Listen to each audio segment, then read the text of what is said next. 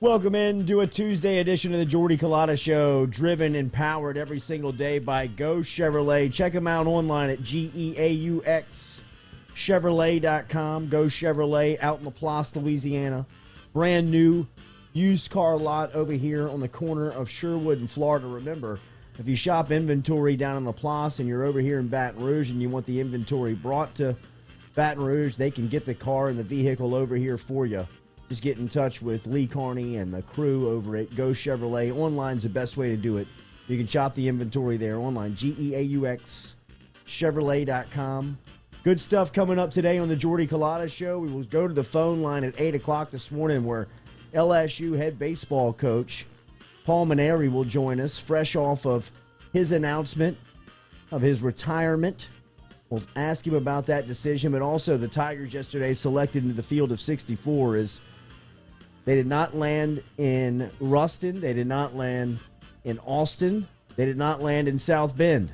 Where we offer. What? We were waving the South Bend flag, huh? Just like we predicted. Heading to Eugene, Oregon. We said it here first. Maybe not the worst draw. Looks like we got a little lucky. Yeah. I mean, Mainieri Magic. Mainieri Magic. We'll ask Coach Mainieri what he thinks about the draw coming up here at 8 a.m. this morning. Hunt Palmer will stop by here at 7:30, so we will talk a ton about LSU baseball coming up in the first hour today. Also, LSU football in the news.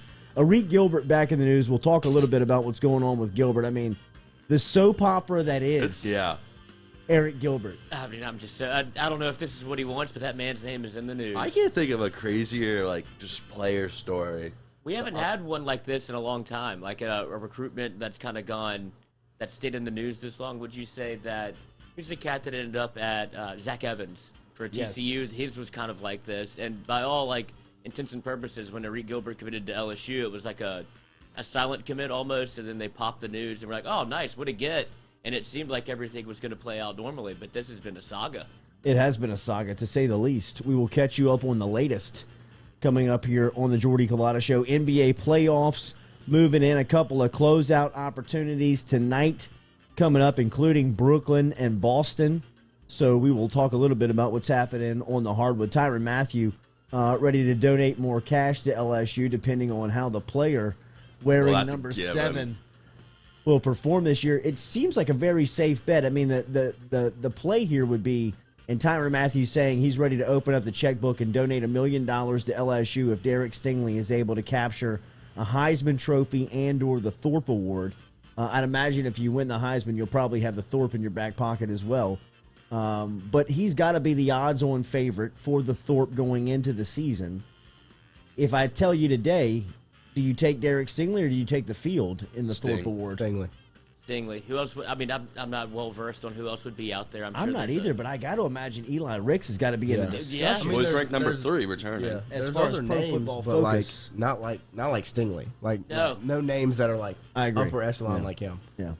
Stingley seems like a just overwhelming favorite for a Thorpe Award, and I feel like he's ready to go get that. It seems like he's very motivated for this season, as we've talked to his dad a couple of times here and discussed. This is the year they've talked about forever, man.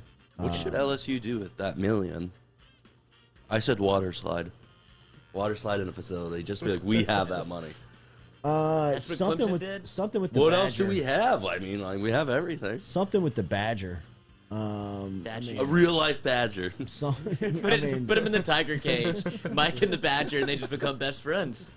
Yeah, PETA will love that one. That's a good question. What would you do with the $1 million if you're LSU football? They have legit everything. Why don't we kick it back to the basketball team? Or maybe if you got name, image, and likeness, if you're Stingley, you're just saying, pop it in my pocket. Give me my cut. Yeah. Welcome to the new age of college sports, boys and girls. But that sounds like Tyrann Mathieu is pretty much willing to give up $1 million if he has the confidence that I think he has and what we have in Derek Stingley. That check should already be written because I think he's the odds-on favorite, right? Oh, for sure. And then that would be healthy. Yeah, that would be kind of it seems like it'd be a barren closet without a Thorpe Award for Stingley. Because he should be. He's decorated, but it's time to start putting some hardware in there. I agree. This is his his season. This is it. Give him SEC Freshman of the Year back. Yeah, Bo Nix, you robbed him, bro. I don't understand who votes on that. I don't. Auburn alumni. Auburn alumni. I mean, the Auburn band voted him the SEC Rookie of the Year. I think that there's just a little bit of LSU. Just too hangover. much. I mean, just LSU intoxication that year. I mean, it was everywhere. Don't want to Players, give them every award. Yeah. MVPs, Player of the Year on both sides. I mean, it was just. It was the offensive so line much award. LSU. That I mean, they thought that they could maybe hide Stingley and say, let's just let this one slide. Friday news dump. Decorate him 2 years from now, and now here we are in Stingley's money year. So Matthew ready to donate $1 million to Derek Stingley Jr. I was shocked to see the numbers on the Friends reunion, and I have this in our daily document, which we talk to and kind of feed each day on the topics. I grew up around this time where this was a very popular show. I was not a viewer or a fan, but I had no idea. I guess I did have an idea at the time of how big the show was, but the ability for them to have this type of power they had a reunion, Friends, the show, had a reunion on HBO Max, and they paid the cast $2.5 million a head to show up, to sit down for an hour and 45 minutes and relive this television show that they just sat around in a coffee shop and all hooked up with each other. Wait, I thought it was like an episode. I mean, it was like high school. Did they do an episode or no? I don't even know. Yeah. I don't even know. It was just like them on the couch talking. Yeah, I think it was. I guess that's what the show was, though, essentially. But I mean, it was like the real life people. It wasn't them in character. I mean, it was Yeah. like Jennifer Aniston, Matthew Perry. It must have been so hard for them to act and get back in character. I'm sure to be Ross would be incredibly difficult. Exactly. Courtney Cox. Make right? it $4 million, maybe. I'm not here to hate, because I'm not hating at all. And I knew at the time that it was a very popular show. But 20 years later, for it to still pull not only a $2.5 million price tag per head on the cast just to show up and sit down and talk, but the numbers that it did for HBO Max, it's like the second biggest show that it's ever done behind Wonder Woman 1984. What? Which it's competing with movies. What they showed on Christmas Day and had 32, which, by the way, check out this number. Wonder Woman 1984 on Christmas Day had 32% of the U.S. streaming households.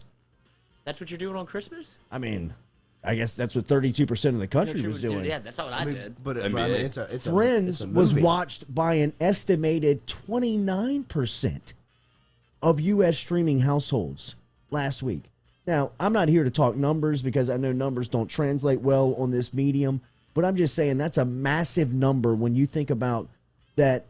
The country is not all streaming. Streaming has been a tidal wave that has taken over the space of television and radio and all types of entertainment platforms, and people are streaming at a much higher rate. I mean, there's a generation now that grew up with a phone in their hand, with a computer and a laptop in front of their face for their entire life, that doesn't understand any other way of consuming media than doing it through stream. But the fact that they're being able to hold those types of numbers in 2021, where it's fairly new, I mean, it's still on the very front end of streaming and the capabilities and understanding it. And for them to have those types of numbers on a platform like HBO Max is shocking. It is shocking. I bet those people sprinted to the studios. Like, you're going to give me $2.5 million to do you kidding? what? Exactly. Yeah, I'll be there tomorrow. I mean, just to tell a couple of stories about a television show. Yeah, we then I did? almost hooked up with Jennifer Aniston. Like, yeah, I'll tell that story every day. It's amazing, man. It's just. Do you think there was like levels to it? Like, do you think Jennifer got more than everybody else? She's like the heavyweight. I'd imagine so. Yes, I mean, she's the headliner of the cast. Like, but she I needs mean, more money. Even if they're paying LeBlanc and Perry $1 million to show up, I mean, those guys are sprinting. Yeah, I'm sure they the same way they sprint to the mailbox for those residual checks every month. Absolutely. They're like, oh, Friends is still on. Thank God. Just Doing great. incredible power that I had no idea about. Daily, we're brought to you by RMB Builders, rmb-builders.com. Remember, Rhett Bourgeois and the crew, if you're looking for a custom-made home right now, they're restoring the house after the flood damage that came through South Louisiana over the last couple of weeks. RMB Builders is helping us out with Rep Bourgeois. RMB-builders.com. Easy to find them online. Easy to get in touch with them. Tell them you heard it right here on the Jordy Culotta Show. All right, we're going to talk to Hunt Palmer coming up here in 15 minutes. Hunt going to be inside of the UDL at 7:30 this morning, and we will specifically talk to Hunt about LSU getting in to the tournament, field of 64, going up to Eugene, what he thinks about the matchup versus Gonzaga, if he knows anything about the Zags. I doubt he does, but if anybody does, Hunt does. And we will ask him that at 7:30. And the momentum of this squad going in to this part of the season. Also, Paul Mainieri will be here at 8 o'clock this morning, so we will focus very much on LSU baseball, as it is the obvious storyline here on this Tuesday. But before we get to baseball, I want to address this Arik Gilbert report that Gilbert is back in the news. And for nothing else, if for nothing else, I am hoping for someone who is just covering this story as I speak to the predominant fan base of LSU, as I much imagine that you hope that this story just ends because you don't want to quit worrying about where he's going to play football next season. The same goes in covering this situation where you just like to have something that you can put on the record from an opinion standpoint, or if you're a writer, write. If you're trying to make video, just put video out of where is Arik Gilbert going to play football next year, if he is at all. Like, I understand that there are off-the-field issues with Arik Gilbert, and some that I can't understand, and I'm not even going to act like I can talk about on a public platform just to try to paint a picture of what the situation is. That stuff was an issue and is an issue for Gilbert that he has to get right. And for him to be the best football player, that stuff has to be taken care of. So I don't want to speak lightly about that. I understand that. I respect that. I hope that that is happening up to this point. And wherever he lands, whatever school he goes to, I hope that there is attention every single day placed on his well-being and his mental health. Because he is coming from a spot, or is in a spot, that looks like he suffers from mental illness. And if you talk to people around LSU, and there's HIPAA and protection laws around all of this stuff, nobody has said anything directly, but it's obvious there are issues. So I don't want to be disrespectful to that. And wherever he goes, I hope they take care of it. As for the football story, this is ridiculous. This is insane. This is amazing. It was the spring season that we're here. I mean, rewind the tape 1 year ago.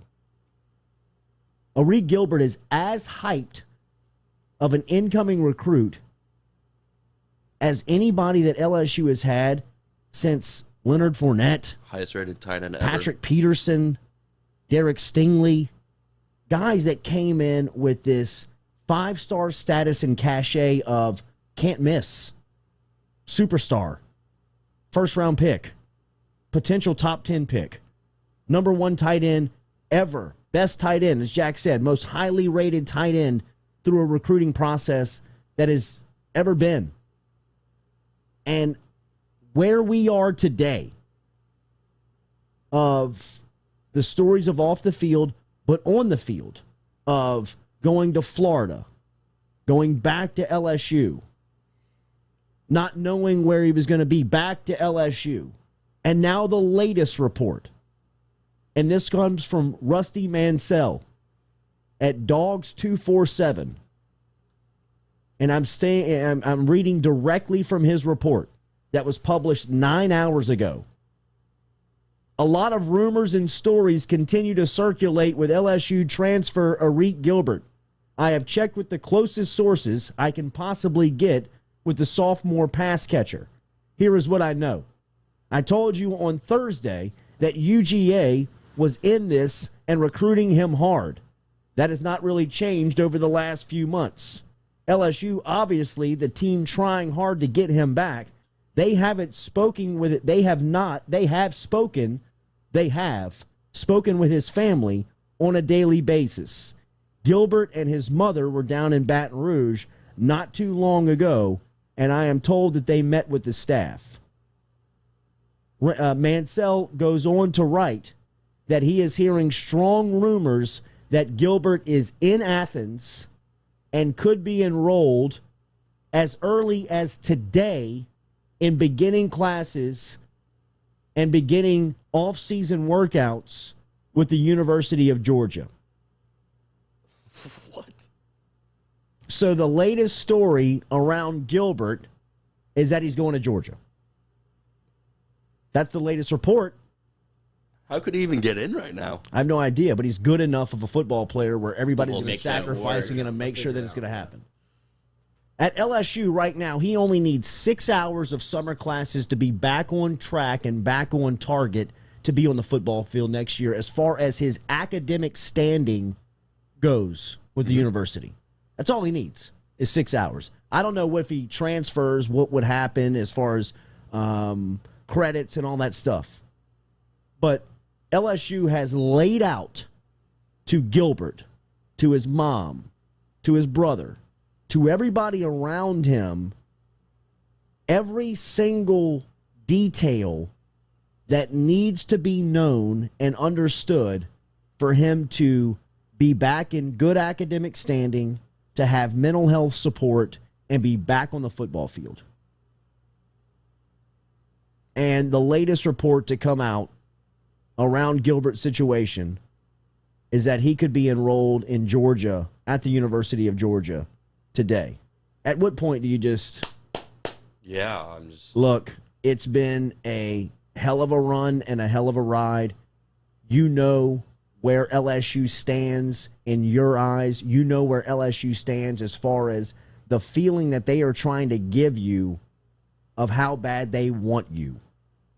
If you don't understand that or see that and want to continue to just kind of dangle this thing and go coast to coast or go school to school to continue to, act like this is recruiting. I mean, at what point, if you're LSU, do you just say, look, we got to push away from the table? It's June. Right? Well, less than 100 days away. June 1st. Today is reporting day. Today, off-season workouts officially begin. I mean... I don't care how good you are. It's a soap opera. And like you said, at some point you have to get on campus. Like you can be as good as you want, but if you're not there and you're not there to learn install and go through the day one stuff that we need you to be there for, you're still not going to play. It's going to take you a couple of weeks to get in. And then if you're the guy that walks in like for fall camp and that's it, like I don't know how much that helps you with your teammates. Like everybody knows the talent that you have. Yeah. But they're just like, who the hell does this guy think he is? Like you can think you just stroll in. And especially if you come back and ask for 2, which is already taken, like your number's gone. So he has a lot to kind of make up with the teammates and get right within the locker room, huh? As far as LSU goes at tight end, look, there's just not a whole lot of production when you talk about the room right now. They've got names. Cole Taylor is there. Obviously, Taylor is well known, best known for the shoe throwing game against Florida last season, where that was his show. That was his shoe that was chunked late in the fourth quarter to set up LSU for the game-winning opportunity in the swamp. And I'm not throwing a Arik Gilbert shoe. I'll throw Cole Taylor's if I'm football. Absolutely. He caught 5 passes that night. He caught 5 passes over the last 2 weeks of the season last year. There are questions around him of can he be a true number 1 tight end?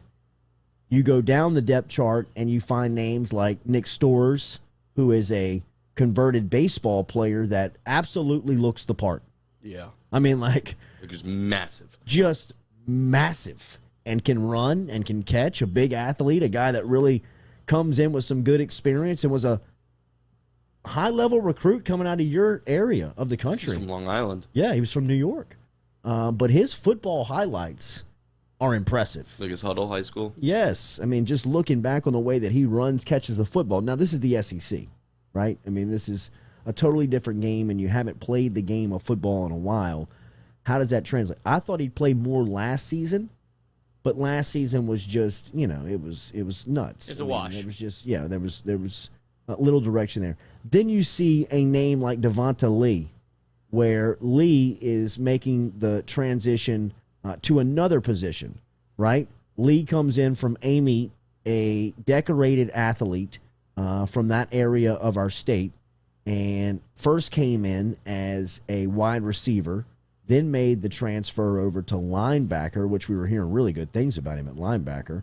But now with the influx of guys like Bug Strong in this recruiting class, Mike Jones, who is on campus today, as he reports, and other guys at that linebacking spot that are competing there, they're looking for another position for Devonta Lee, and it looks like tight end is the next one up. So you've got names there. You've got guys that are athletes there. You've just got nobody proven there. And that's why I think you're hearing names like Jack Besh possibly lining up at tight end, or possibly some packages inserted for him at the tight end position just because of his versatility. Did he ever play tight end in high school? He didn't. I mean, he was by definition a split end, but I mean, when you're talking about 4A, 5A football in high school to the SEC, I think he translates to a inside guy at LSU. He's got a big body. I mean, frame's not a problem. The frame's not a problem, but he's such a precise and crisp route runner, and he catches the ball so well that quick passing game around the line of scrimmage, to me, just is made for him. And the way that Joe Brady used Thaddeus Moss and the tight ends a couple of years ago, I think is going to be, or I know is going to be, the direction in which Jake Peets wants to handle that position as well. I think the tight end is going to be, back becoming a serious threat to LSU. Now, you need the personnel. Gilbert is obviously the guy that you would love to slide in and have him ready to go and, just circled and ready come fall. But it just does not seem like it's going to work out. For as many days as it's looked like he's going to end up on campus and be eligible and be restored academically and everything put back in order, there's a type of story like this that blows up from Georgia saying that, I'm sure Rusty Mansell at Dogs 247 has, probably some airtight sources for him to go to production with that. For him to put that down on his site, is a lot like Shea going to go 247 and putting down any information. How many times is Shea wrong? I can't think of any, because he's usually going there with airtight information of, look, this is what I'm hearing. And again, Mansell's not reporting anything definitive, but it sounds like he's talking to somebody very close to the University of Georgia's football team and the decision maker within that program that's saying, we anticipate Gilbert to be here this week, possibly be enrolled in classes today. And if that's the case, if you're LSU, you got to move on. You have to move on. We forget those last two games. Marshall left, Gilbert transferred, and it was just such a disaster of that season. And the Florida game winning, and Old Mansburg, these guys actually want to be here right now. The previous games are like, do these guys even want to be here? Do they even want to be on the field? And we just forget that. And now bringing in someone's like, does Gilbert even want to be here anymore? It's like, we actually had guys those last two games who wanted to represent LSU, who wanted to play for Louisiana. Do you even want that old toxic culture of the first 7 games or whatever it was he played? It's a very fair question. And I think at some point when you have talent of this level, it gets to a discussion level of when is enough enough. It's like the hot girl. She's like, she's too crazy. I don't care how hot she is. I love my mental health. I'm good. I'll go down a couple I can't points. do with this every day, dude. I can't do this every time. But the only thing that I think LSU continues to think is, you just went through of all the possible replacements, and they still don't fill the void of what Arik Gilbert would fill. Like, he is a plug-and-play right now, and it changes the offense entirely. Yeah. Because the way I see it is, if we bring in Cole Taylor, then you have Jack Besh, like, almost in the slot. Then you have, like, almost like a 2 tight end type thing, and you have Cole Taylor chip in. Well, Cole, and Jack, he's just going to be there to block. Right, exactly. So you have him blocking, and you have Besh as, like, a tight end hybrid. So it gets a little clunky, as opposed to Gilbert, who can come and almost do both. Yeah. I see why they're still enamored by him, because he fills an absolute void. 100%. And if, in Pete's offense, he fits perfectly. I mean, he's in a perfect situation. This is the situation that Gilbert was recruited to. Like we said last week, I'm not making any excuses for Arik Gilbert, and I will always respect the mental health stuff that he's going through. But what he was recruited and what he got into was very different. And I know that could be said for the majority and, a lot of the recruits within that class. But Arik Gilbert specifically looked at Thaddeus Moss and, hang on a second. Come in. That's the dogs, baby. And an easy getting here. That's right. No. Good work, Cap. Come on in. Alligator trap, huh? Come on in, Hunt. Copper, hush. That's enough. You did your job, buddy. Hush. Good job. Come here. Where was I? Arik Gilbert. Yes. When is enough enough? I mean, at what point? When is enough enough? And I'm not saying, again, I'm reading you what essentially what a message board is saying around Arik Gilbert at the University of Georgia by somebody that covers the program. There's no definitive date. There's no definitive report. But we know how these things work. You know what you go to Shay's board to see, and when Shay gives you that information in that tense, it usually plays out. There's usually good relationships, and there's usually good sources around it. So it's another storyline around Arik Gilbert to watch, and it feels like this will finally be the week that you learn the fate and the school of where he will be going. And hopefully, as some Georgia sources and sites believe, that could be today, and he could be in Athens. So maybe the soap opera and the saga comes to a conclusion as early as this afternoon. We'll see. It'll never end with that guy. It doesn't feel like it. It does not feel like it. Hunt Palmer is in studio. We'll get to him in a couple of minutes to start the discussion on LSU baseball. Remember, Paul Mainieri will be here at 8 a.m. this morning, getting the Tigers set to fly to Eugene, Oregon. And daily, we're brought to you by Advanaclean. We told you about Rhett Bourgeois over at RMB Builders. Advanaclean is working directly with my contractor, RMB Builders, and Rhett Bourgeois on getting the house restored after the flood that came through last week. But everything started with the service and the great time and experience with Advanaclean. Bradley Lynch and his crew, I used to tell you about it from testimonials and from a website and from just, hot button talking points that Bradley Lynch would send over and make sure that he wanted me to talk about. But after last week, I have gone through the Advanaclean experience. Flood in the house. First call was to Lynch. Within 20 minutes, he's at the house. Day of, he's got the walls stripped down. That afternoon, he's got the dehumidifiers and the fans inside all of the rooms. He's got the walls now sprayed for mold, and the construction can begin. And it all has gone very seamlessly and smooth with the help and direction from Bradley Lynch over at Advanaclean. If this seems like a scenario that can help you, whether it is water, fire, or mold damage, water, fire, or mold, get in touch with Advanaclean, ADVANTA, clean.com, Advanaclean.com, Bradley Lynch over there. Tell him you heard it here on the Jordy Culotta Show.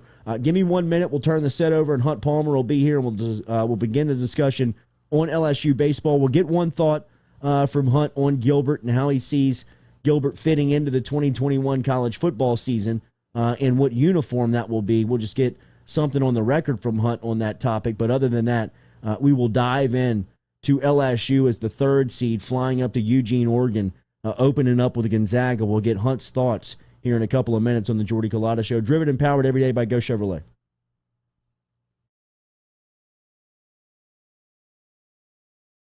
Are you self-employed? Then you need to learn about Angel Oak's Home Loans Bank Statement program that they're offering, which makes you eligible as a self-employed borrower to purchase or refinance a home without requiring a tax return. If you want to learn more, get in touch with me. Email me, jordy@jordyculotta.show.com, to learn about the bank statement loan program offered by Angel Oak. jordy@jordyculotta.show.com to learn more.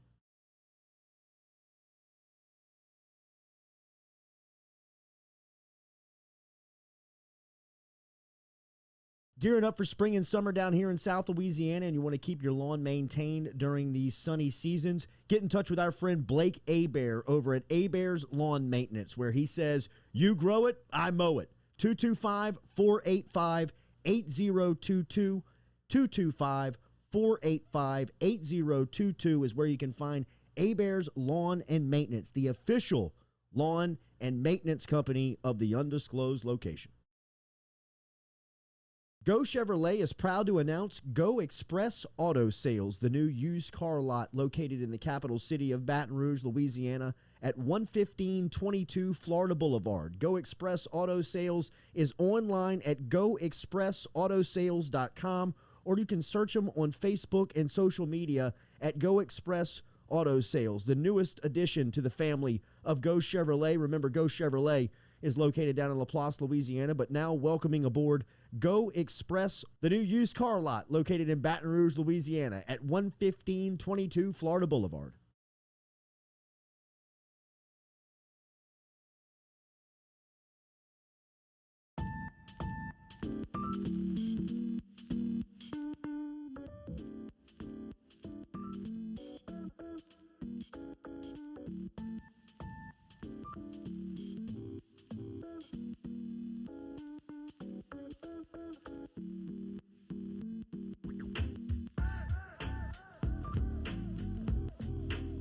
Welcome back in here to the Jordy Culotta Show, driven and powered by Go Chevrolet.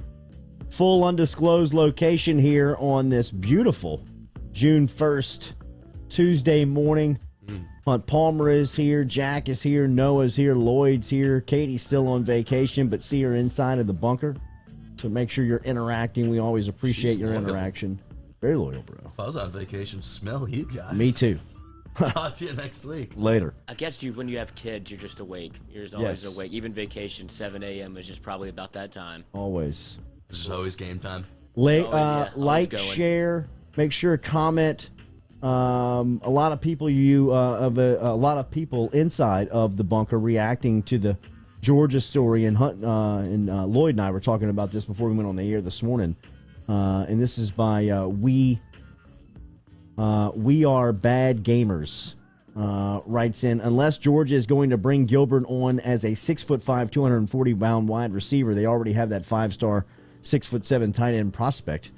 And they didn't even utilize him correctly. Like, that's what I don't understand about this. Just to do a quick, little tangent, I guess, on what Georgia and why he would even want to go there, other than the proximity to home. But they already have a 6'7", 265-pound 5-star tight end there that had 7 catches all year. So I don't really understand the appeal for Arik Gilbert to want to go there whenever LSU's bringing in a new offensive coordinator that studied under the person that recruited him, where it seems like we'd have a much better game plan for Arik Gilbert and to come in and play right away, as opposed to what Georgia is doing, which looks like Les Miles 2.0. Hunt Palmer is here with us inside of the studio this morning. Good morning, buddy. How are you? I'm doing good. Good morning. You have a thought on that? On this, well, I mean, Gilbert situation? Look, as far as, why would you go to Georgia? They're not going to use you correctly. I mean, Les recruited Odell and Jarvis and Malachi Dupree and Trey Quinn, and all these guys who were top 5 receivers in the nation, and kept getting them to Baton Rouge, and they weren't throwing it anywhere. So, once you get into recruiting, you can pretty much tell somebody whatever you want, and don't just. So, look, I don't have any idea what's going to go on with him. He's a heck of a football player, but sometimes other stuff comes first. So just let me know when that's over, and I'll react to it then. Speaking of recruiting, things back up and moving for college football, as now on-site visits, traveling, recruiting back to its normal chaotic scene today as it gets going. College recruiting and name, image, and likeness. New evaluation is starting to set in as some states are about a month away from starting to see some of these things take notice. All right, we're going to talk to Paul Mainieri here in about 20 minutes. His Tigers were sent the 3 seed and sent up to Eugene, Oregon. Hunt Palmer is with us here from the LSU Sports Radio Network. First and foremost, were you surprised to see them get in? What was your reaction when you saw them their name be pulled? No, I was not surprised that they got in. I've said it all week once they won their 13th game, and I looked at all the metrics. I looked at the RPI, the strength of schedule, quad 1 wins, quad 1, quad 2 wins, what they did in the back half of the quadrants. The teams that were being talked about in the bubble deserved to get in.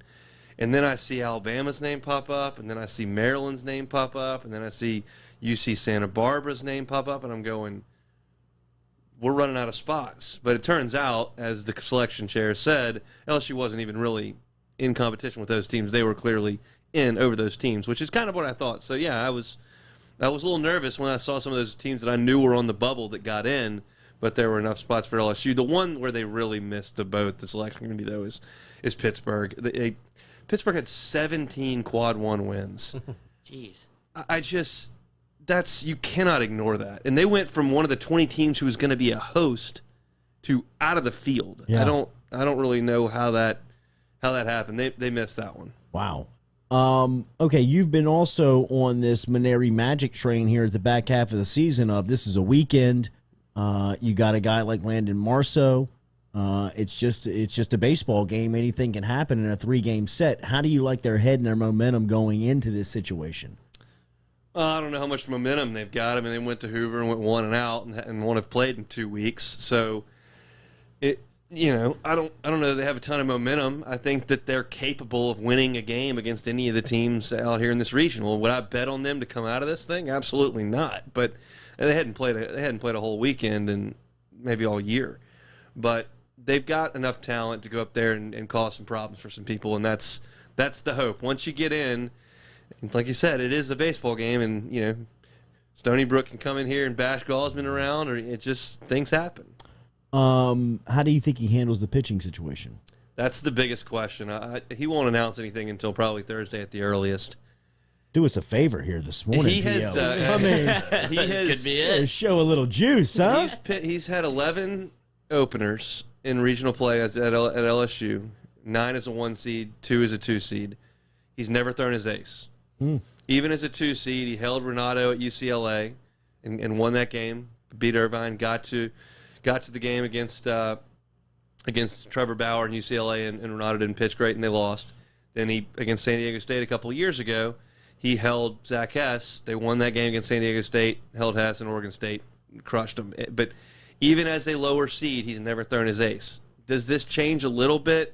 Gonzaga's got a pretty good pitcher. There's a good story behind it, but we'll talk about LSU for a second. The guy that get popped? Yeah, and then no one wrote about it or covered it. I was looking for information. I'm looking at Gonzaga's gamer from that one. Just said had a career high 11 strikeouts and 4 to third. And then I went to Dallas Baptist, and they were like, yeah, he got ejected. And then no one had a quote on it. Then the newspaper up in Spokane writes a story about this guy and his senior year and how great his numbers are. They never mentioned he got ejected for doctoring baseballs. Bro, if that happened at LSU, do you know how much that would be in the news? Oh, my God. Alec Jacob is the kid's name. Yeah, so he's got really good numbers, big strikeout numbers. I bet he does. Well, yeah. So, it would be tougher for me. With this team that's been inconsistent all year with the bats, to go out there and leave Landon Marceau on the bench, I will not be upset at all if he does that. It's probably the best way to win the weekend would be to have Marceau pitch against Oregon. Gonzaga's not as good as Oregon. Hilliard's probably the second option right now. I mean, Levis has gotten lit up the last month. Yeah. And Hilliard's been good. So I would think he's the next option. If he throws Hilliard, I'll think, all right, let's see. And if he throws Marceau, I can't fault him for that. This team is not good enough to know for sure that you can save your ace.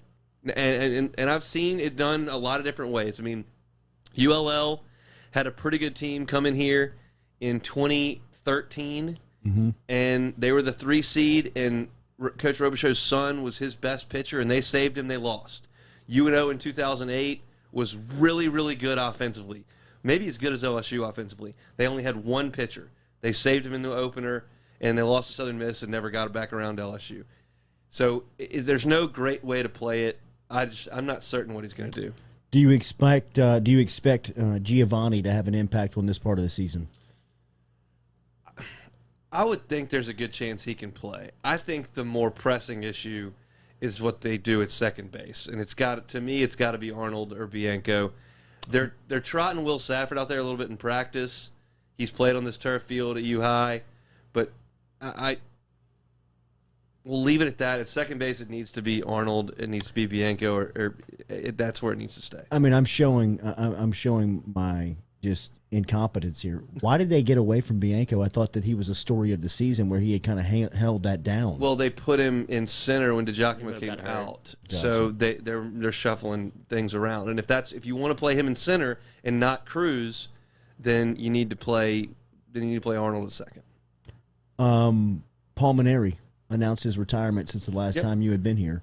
Can you speak on maybe how you felt about that the last couple of weeks? I think you've always been very transparent on where your loyalty and where your paycheck comes from. But can you give us a little bit of a peek behind maybe what you thought of this season and the announcement being at the end of it?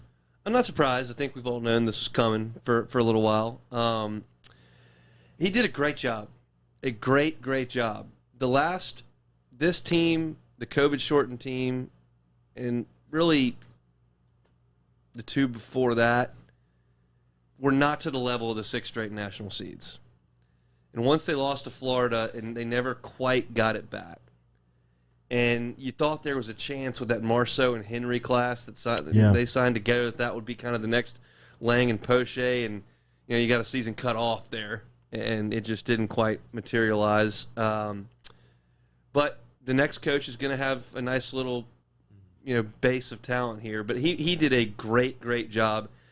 As I've said a million times, people are probably sick of hearing me say it, but that stretch of 6 straight national seeds, regardless if they lose in a regional Houston, regardless if they lose to Coastal, regardless if they go up there and go 2-0 against UCLA and North Carolina, that's not exactly how I judge a coach, because there's just not a ton he can do if Christian Ibarra bashes 2 to the warning track and Bregman kicks a ground ball at shortstop and then Rafe hits in a double play. Like, there's just not a lot he can do except put the guys out there.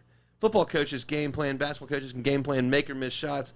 Baseball, it's his job to keep the program healthy, and then you hope the guys go out there in the postseason and make the plays. He's got to make pitching decisions. Yeah, there's some stuff that goes into it. More so than not, I need you to go out there and have play well. And so over 6 games, that judges the health of the program, and it was the healthiest program in the country for those 6 years.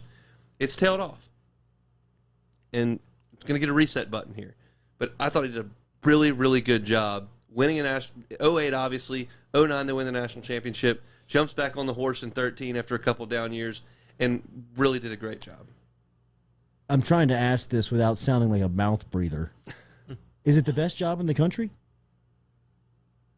It's very clearly top 3. Sure. I think Vanderbilt's probably number 1 at this point with what they've done. It's just, you've just got, and Tim Corbin can bristle all he wants at media people, and dude, it is what it is. Advantage. It is what it is, and that's fine. But yeah, I think just in terms of fan interest, in terms of tradition, I think the brand still carries a little bit of pop. When a kid like Dylan Cruz comes here from Florida, that still shows you've got some command, because he was the best high school player that showed up in college. So yeah, I think it's a top 3 job. How many names legitimately have a chance, in your opinion? I think they have some people in mind, and I think there's kind of a wall where it stops, and that guy's going to take the job no matter what. How many names do those exist? 4. Yeah. So, we'll see. I don't expect it to take very long. You think they got the guy right now? I think they've got an idea, and I think that, obviously, this should come as no surprise. Yeah. Those guys are the guys they want to talk to and offer the job in whatever order are still coaching. So we got to wait on that, which could take 4 weeks. But I don't expect it to go much past when the guy they end up hiring is done. It won't go much past that. Do you have any names you want to put out there? Yeah, I mean, obviously Kevin O'Sullivan's gotten a lot of buzz. He's answered questions about it, and I think that's somebody that they'll approach. I think Ted Tadlock, had a chance. He's signed a lifetime contract as alma mater. We'll see. Obviously, Cliff Godwin's done a great job at ECU and spent time here. That's a guy, I think. And everyone loves to talk about Dan McDonnell. I don't know necessarily if that's going to happen, but that's kind of I think a canvas that I would be willing to work with. Vitello in Tennessee. Yeah, I think a lot of people think he's a great coach. There's nothing to suggest he's not. This is one team. Could be sustainable, could be not. But I think that was absolutely something they should talk to and engage his interest and see what he wants to do. I think the other ones are probably on the forefront, but I don't know that. I'm not a super huge insider. Sure. I shake a few bushes here and there, but that's kind of where I am. The Eugene regional is matched up with the Knoxville regional. That's right. Those teams will match up for a super regional bout for a chance at Omaha. Who is the number one team in the field? Is it Arkansas, clear and cut? You can't really argue with that now. I mean, their starting staff doesn't pop to me like some other teams have in the past and do, even with Vanderbilt, obviously. But you win 10 series in a row, and then you go win the conference tournament. I'm not supposed to be here knocking you. That's really impressive. And they've got Cops as an X factor on the back end who's just been unhittable. Yeah, I mean, I would be tough. It would be tough to bet against them. Let me just get your thoughts on a name on the record here. As one of our listeners asked, on Jim Schlossnagle from TCU. Do you think he has a chance here? I think he may get a phone call from College Station before he gets one from Baton Rouge. How good is that job? I wanted to ask you about how good is that job? Just because of the money? Yeah, it's good. Yeah. You can get a lot of really good players. I mean, yeah, absolutely. It's a great job. Childress had a couple really good teams, and then they didn't make it because TCU beat him in the Supers, and then the team the next year that wasn't that good got a fluky break, and they won their regional. There was an upset in the other regional. They got to play, I think, maybe Cal, who was not any good, and they won a Super Regional and got to Omaha, and they weren't even that good. But, yeah, A&M's a really good job, and I think that Schlossnagle would be on their list. I think that Tim Tadlock at Texas Tech got that lifetime contract because the A&M job came open. How will you remember Paul Mainieri? Not that I want to kill him. I don't know he's dead, but just as a baseball coach. It's interesting because I covered a few coaches. I don't think any of them ever knew my name. I wasn't there that long. I covered LSU for 4 or 5 years. He did. He was always just great to work with. I thought he did a really good job. He was great in the community. He was honest and candid and talked to us after games, gave answers, sometimes gave more than the fans wanted to hear. Mm-hmm. That kind of is what it is. But I heard y'all talking about this, and it really is true. I mean, football coaches, when they lose a game, that's a big deal. Mm-hmm. Baseball coaches, elite team's going to lose 15, 18 games, but he still took them so hard. It just beat him up so bad when they'd lose a game. And he wanted to win. He wanted so badly to get that second one. And obviously this one's not done, but it's a pretty long shot. Right. But he was close. That 13 team was awesome start to finish. The 15 team was really, really good, and we kind of forget about them. And then obviously 17, they had a chance. And just you got to catch breaks to win. There's a reason, Dan McDonald's never had a ton of success in Omaha, and it's hard for O'Sullivan to finally climb over the mountain. It's just tough to win up there. What would you put an emphasis on in finding a coach? Like I've heard through just baseball circles that Kevin O'Sullivan is the best pitching coach in America. Where would you? The biggest thing for me for a college baseball coach is recruiting, talent evaluation, and roster management. The coaching part of it is obviously very important, but you have to manage your 11.7 scholarships, get the correct roster, and then really let them go play. And so you got to make sure that you've got infield defenders. You got to make sure you've got enough starting pitching. You got to make sure you can. You got to. It's not like football where we got 85 scholarships. Okay, we need two left tackles. We need we need 4 inside linebackers. Like no, you have to use the scholarship numbers too. We can give this kid this much if we get this in-state kid who's got tops. Plus his dad has he didn't need any money. Like it's just there's so many moving chairs, and you've got to get the roster right. That's the most important thing. Is tops an advantage like Vanderbilt has the private institution? It's just not as much. It's not as lucrative. Yeah, it's still percentages, but it's still. I mean, Mississippi doesn't have it, and so there's the guy who just stepped out of Baton Rouge media who will go nuts if you bring that up. But it's LSU's got an advantage over some. It's just not to the degree that Vanderbilt is. Good to see you, buddy. All right. Thanks for the information. Hunt Palmer, as always, every Tuesday, right here with us on the Jordy Culotta Show. Daily, we're brought to you by Johnson and Spillers. They are our official dentist over here at the Jordy Culotta Show. Remember, you can get in touch with Dr. Johnson and Dr. Spillers. There are 2 locations. If you're out in Gonzales, they got you taken care of on Prepara Avenue, in Baton Rouge, on Perkins Road, right there in between Segan and Bluebonnet. They do it all over there. You can make the appointment online at johnsonspillers.com. They can help you out with any type of teeth cleaning that you may need this morning. If it's pediatric dentistry you're looking for, they can help you out with the children as well over at Johnson Spillers. johnsonspillers.com is where you can find them online. We'll be back, and we'll set up our interview with Paul Mainieri coming up here in a couple of minutes right here on the Jordy Culotta Show, driven and powered daily by Go Chevrolet.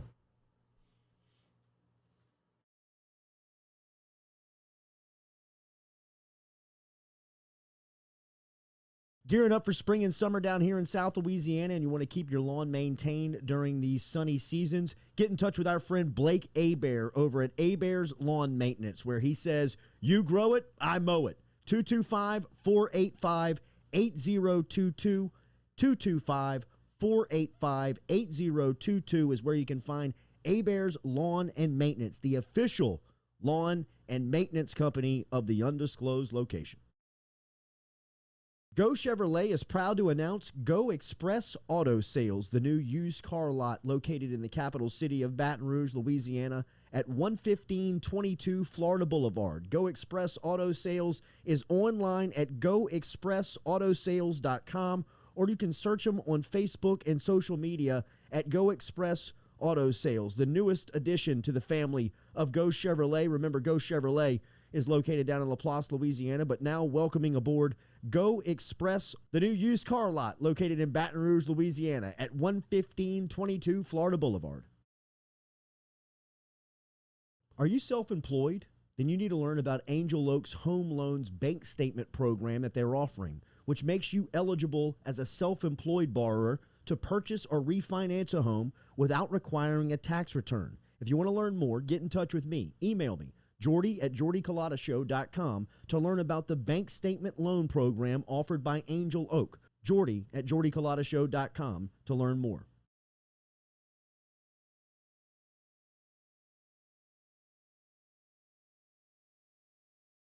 Go Chevrolet is proud to announce Go Express Auto Sales, the new used car lot located in the capital city of Baton Rouge, Louisiana, at 11522 Florida Boulevard. Go Express Auto Sales is online at goexpressautosales.com, or you can search them on Facebook and social media at Go Express Auto Sales, the newest addition to the family of Go Chevrolet. Remember, Go Chevrolet is located down in Laplace, Louisiana, but now welcoming aboard Go Express, the new used car lot located in Baton Rouge, Louisiana at 11522 Florida Boulevard.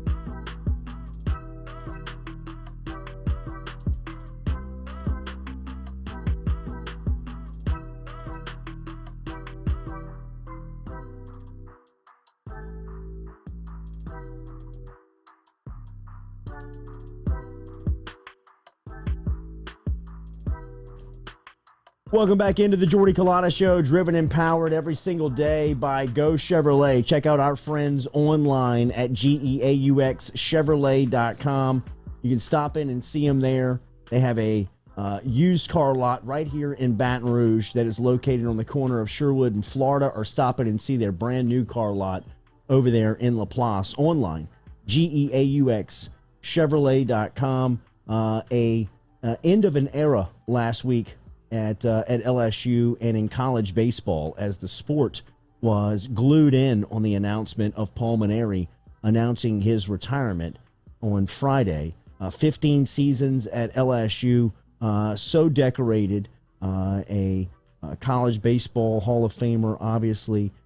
Most active wins, got his 1500 win during the last SEC regular season weekend over in College Station. Now sits at 1501, and got the call yesterday from the NCAA. Tigers are still alive here in the 2021 season, as Coach Mainieri and the crew are headed up to Eugene, Oregon, and they'll open up with Gonzaga on Friday night. So a lot of exciting people here in South Louisiana looking for some more Mainieri magic, as we have seen so many times over the 15-year run. And now welcome into the conversation LSU head baseball coach Paul Mainieri here with us on the Jordy Culotta Show. Good morning, Coach. Thank you for the time.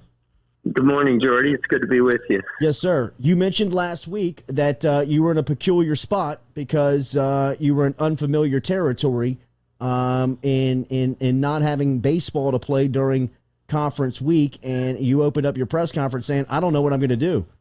Simple question. What'd you do last week? Well, we weren't used to having to play the Tuesday game at the SEC tournament, because usually we finish in the top four during the regular season standing. So that in itself was unusual. We only had to do it a couple of times during my time here at LSU. And then we had never lost when we had to play that game. So we were eliminated after one game. We took a couple of days off, and then we practiced on Friday and Saturday. And actually, the kids responded very well to it. I thought the practices would be very lackadaisical, not knowing if we were going to have our season continue with the announcement on Monday, and the kids wouldn't be very motivated. But actually, they, as they've done all year, they just kind of roll with the punches, and they actually went out and had a couple of good practices. And we tied up a few things, and of course, towards the end of the week, things kind of took a turn personally for me, where I made a decision that it was time to step down as the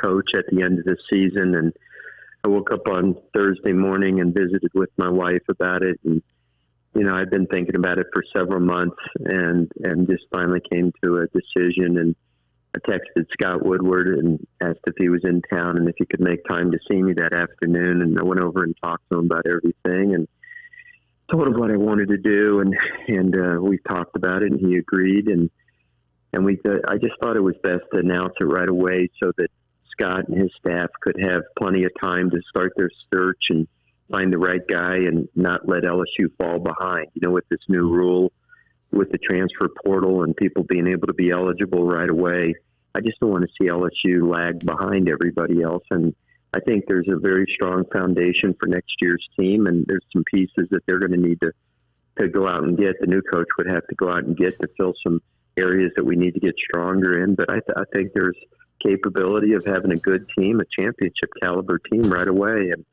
I didn't want to see LSU, fall behind everybody else. And so that's why we made the announcement, so that Scott and his staff could feel free to go out openly and start making their search for a coach. I thought Friday was sorry. It was emotional. It was a tough time, even though I knew it was the right thing to do, Yes, sir. I thought your press conference was incredible, and whether it was the direct message to Skip sitting right there in the front row, or the message to the players that were in attendance that day, to sharing some of the stories that have impacted you that we may have not have known in just covering you and watching your teams play. From an individual standpoint, what was the coolest part about Friday? Well, I don't know if there's a coolest part.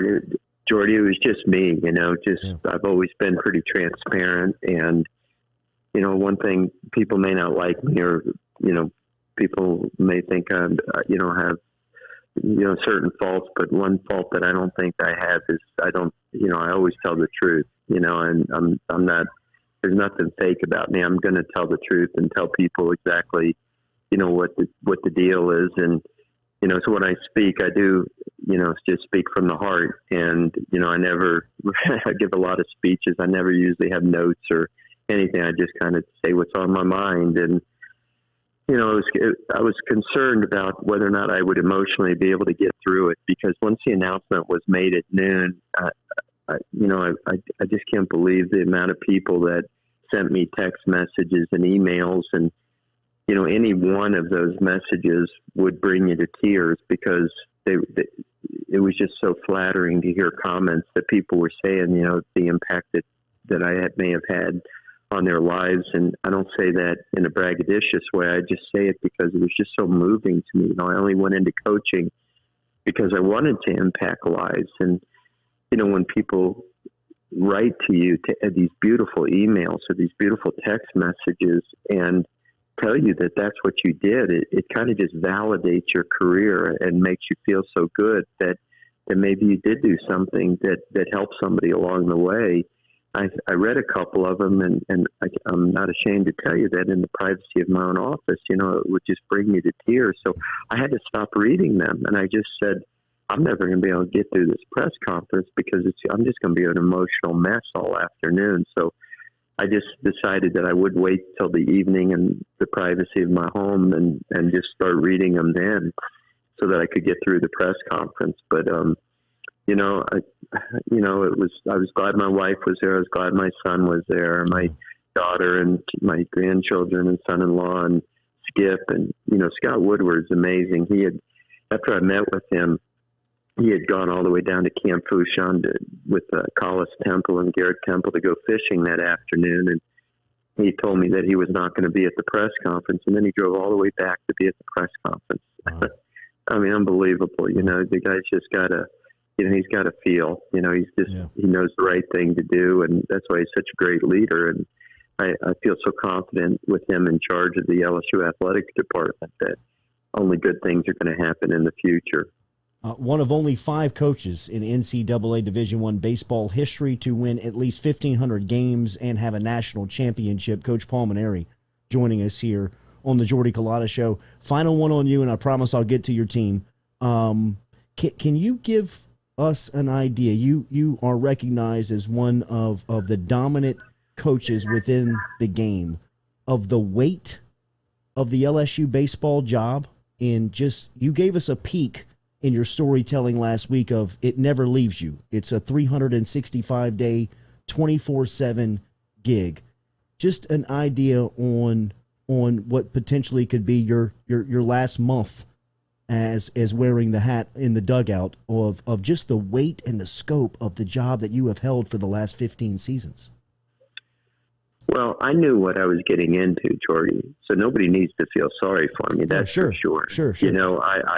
Listen, I embraced it. The first 3 jobs that I had in my coaching career, St. Thomas, Air Force, and Notre Dame, my job was much like Skip's when he came to LSU, and that was to try to make people appreciate college baseball and to believe that it mattered what we were doing.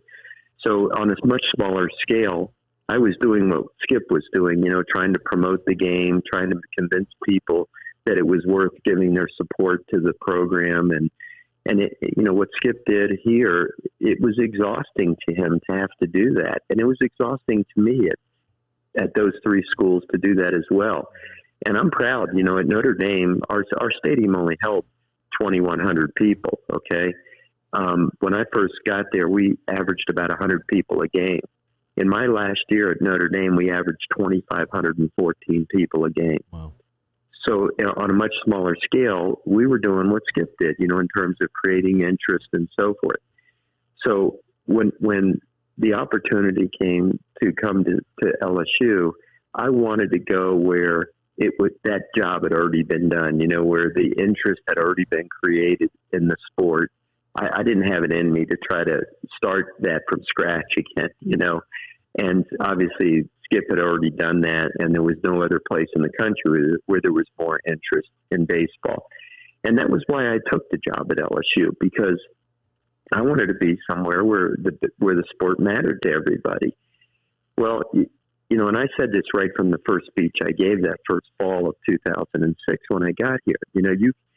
You can't speak with a forked tongue. You can't want to have all this great history and tradition, facilities, great ball players, fan support, all these resources at your disposal, and then not have people expect results. You can't have one without the other. That would be very hypocritical. Well, what comes with what comes with all those resources is expectations, and what comes with expectations is frustration when you don't deliver on a consistent basis. Sometimes the expectations are unrealistic, and I think everybody knows that. Really, you can't win.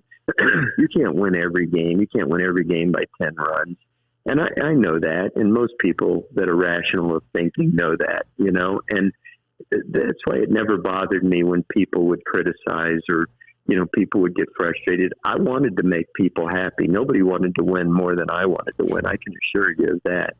And when we didn't win a game or we didn't win a championship, it was it made me very distraught. And I carried that burden, and I wanted to win very badly for the people of Louisiana, for the people of LSU, for the people of Baton Rouge. And I feel like over the course of most of my career, we had a good amount of success, and I was very proud of that. Was it as much success as Skip had? Of course not. Nobody's had this much success as Skip, and I don't think anybody ever will. Yeah. The game has changed. There's just too many good programs out there. It's so difficult to develop a dynasty, even if you look at the schools that you think have the greatest advantages. A Vanderbilt. People make a big deal about how they have unlimited scholarships and da-da-da-da. They've had the number one ranked recruiting class for 10 years in a row or whatever. They haven't won championships at the level that Skip has won them. Nobody does. There's just too many good programs out there. So, I'm smart enough to understand that you can't do that. And what you can do is have a very good program, a competitive program, be in the hunt every year. And I like to think that we've done that, and I'm proud of that. But, there's a lot of pressure that comes with it. And I feel like that, I've enjoyed that pressure. I've enjoyed that expectations. I love to roll out of bed every year and feel like you got a realistic chance to compete for Omaha in the national championship. And, that's what gets me going. And I love that so many people care about the program. I love to stand on the top step of the dugout and look around Alec Box Stadium. I almost feel like I have to pinch myself as though, any second now my mom is going to shake me and wake me up, and everything's just been a big dream.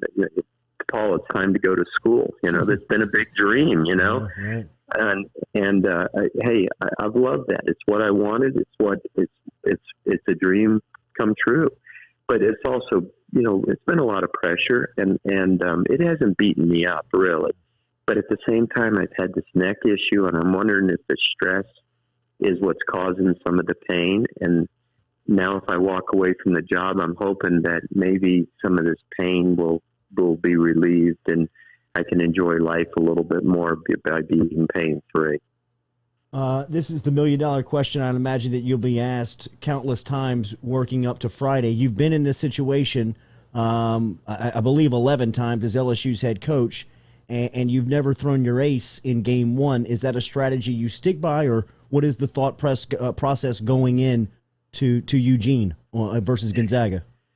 Well, this is the problem with not hosting and being a number one seed is you can't play it the same as you would at Alec Box Stadium. We're going up against Gonzaga, and they have a really good number one ace as well.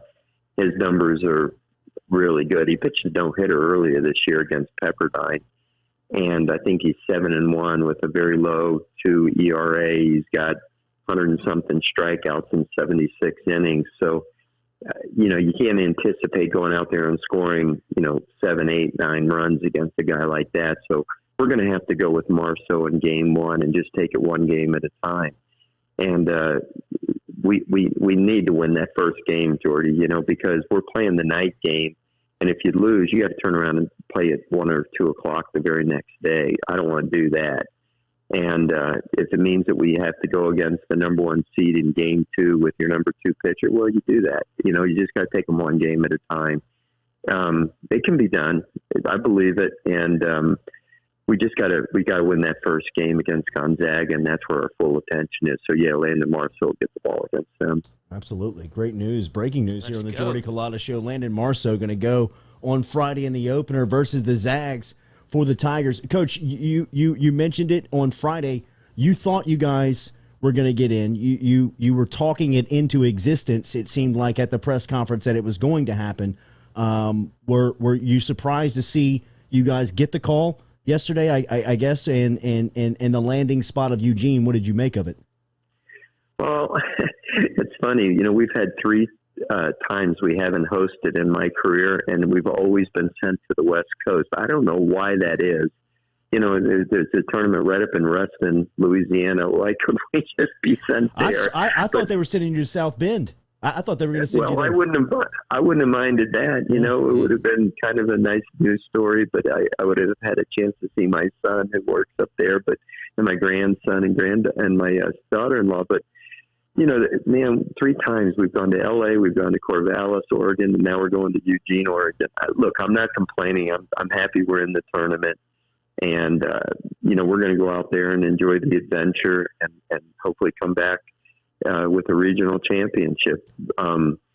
But, I always worry because, these committees are not very transparent, Jordy. God knows what goes on behind closed doors. And I've had my heart broken before when I thought we really deserved it. I thought we deserved a bid in 2011. Heck, we had a 23 RPI that year with a 36-20 record. We had a sweep of Fullerton, a sweep of Wake Forest in our non-conference. And that was when Fullerton was ranked like 8th in the country that year, and we didn't get a bid. And I thought that was a fiasco, to be honest with you. So I've had, heartbroken situations before. So you try to temper your optimism because, anything can happen. And I wanted to prepare our kids to, show dignity in class if we got disappointed. But I felt that we deserved to be in, and as it turns out, we weren't even one of the last 4 in. So I guess we were pretty comfortably in, and if I'd have known that, I wouldn't have stressed so much. Yeah, for sure. What are your expectations around Giovanni this weekend? Yeah, he should be ready to go. That hamstring's been an issue for him all year, as we know, but the kind of pitcher that we will be facing on Friday, Giovanni needs to be in there because we've got to have some left-handed bats in there. This guy's especially tough on right-handed hitters because he's kind of got that low sidearm, low 3/4 sidearm kind of across your body delivery, kind of like a Lewis Coleman. And he's going to have a little more trouble with left-handed hitters, I believe. So Giovanni's got to be in there. We may even, surprise some people with another person in the lineup that would kind of catch everybody off guard just to try to get another left-handed bat in the lineup. So I think Gio's ready to go. He had a good day of practice yesterday. Without tipping your hand, does that stabilize second base? Does that move Drew back to second base? Let's leave it at that. I gave you guys enough juice this morning. You were great this morning. I was pushing my luck. I apologize on that. What's the schedule like this week? Well, we're going to practice. We practiced last night. We're going to practice at 1 o'clock today, and then we leave tomorrow morning.